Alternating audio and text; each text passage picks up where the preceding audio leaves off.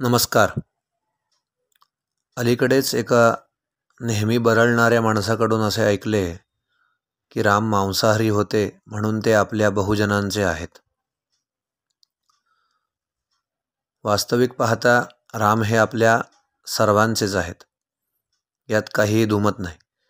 परंतु ते मांसाहारी होते म्हणून एका समाजाचे आहेत आणि शाकाहारी आहेत म्हणून कोण्या दुसऱ्या एका समाजाचे आहेत असे म्हणण्यामागे किंवा तसे मुद्दामहून पसरवण्यामागे काहीतरी गुपित दडले आहे हे मात्र नक्की.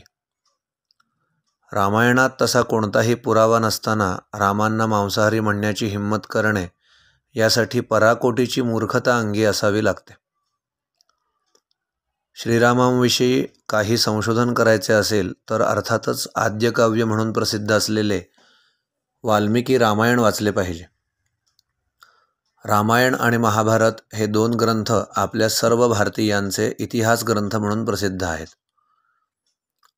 सीतेच्या शोधासाठी रामांनी हनुमानांना लंकेमध्ये पाठवले असताना हनुमानांनी आधी रावणाच्या राजवाड्यामध्ये नंतर अंतःपुरामध्ये सीतेचा शोध घेतला. कोठेही सीता दिसली नाही म्हणून निराश होऊन हनुमान अशोकवनाकडे गेले. तिथे एका वृक्षाखाली एक सुंदर स्त्री दिसली जी उपवासामुळे आणि सततच्या रुदनामुळे अत्यंत कृश झालेली आहे. हीच सीता असावी असे हनुमानांना वाटले, परंतु खात्री केल्याशिवाय राजदूताने स्वतःची ओळख दाखवायची नसते म्हणून ती सीताच आहे याबद्दल तिच्याशी वार्तालाप करून प्रथम खात्री करून घेतली आणि नंतर तिला स्वतःची ओळख सांगितली. सीतेलाही सुरुवातीला बहुरूपी रावणानेच वेश धारण करून आपल्याला फसवण्यासाठी हा काहीतरी नवीन उपाय काढला असेल असे वाटले, परंतु त्यानंतर तिने हनुमानाला रामाविषयी काही प्रश्न विचारले. त्यावर हनुमानांनी सांगितलेली काही वाक्ये वाल्मिकी रामायणातील सुंदरकांडामधील 36व्या सर्गामध्ये आपल्याला पाहायला मिळतात. त्यात हनुमान श्रीरामांचे वर्णन एका श्लोकामध्ये पुढील प्रमाणे करतात. न मांसं राघवो भुंक्ते न चैव मधुसेवते वन्यं सुविहितं नित्यं भक्तमश्नाति पंचमम. या श्लोकाचा अर्थ असा आहे की श्रीराम कधीही मांस खात नाहीत आणि कधीही मद्यपान करत नाहीत.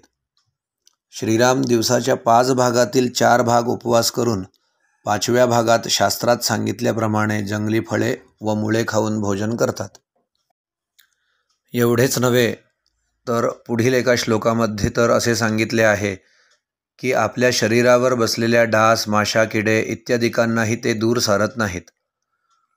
नैव दंशान न मशकान न कीटान न सरीसृपान राघवोपनयेत गात्रात्वद्गते नांतरात्मना.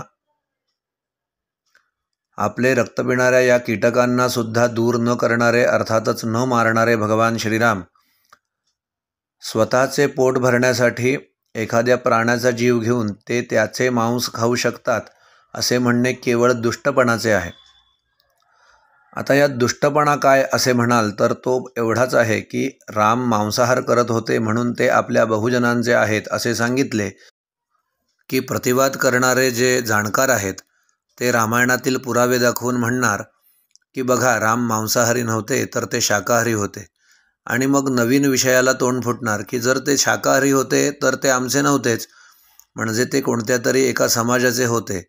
शाकाहारी कोण असतं समाजामध्ये तर समाजातला काही वर्गच शाकाहारी असतो.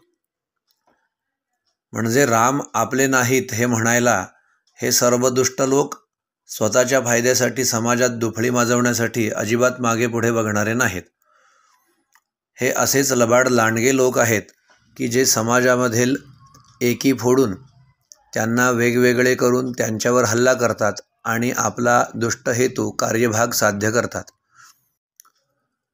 यावर रामबाण उपाय एकच आहे की यांना आणि या विचाराच्या सर्व लोकांना पूर्णपणे दुर्लक्षित करून पुन्हा अशी मूर्खपणाची बडबड करण्यासाठी कोणतेही व्यासपीठ मिळणार नाही याची खबरदारी घेणे हेच आपल्या सर्वांच्या हातातही आहे आणि तेच आपल्या हिताचेही आहे.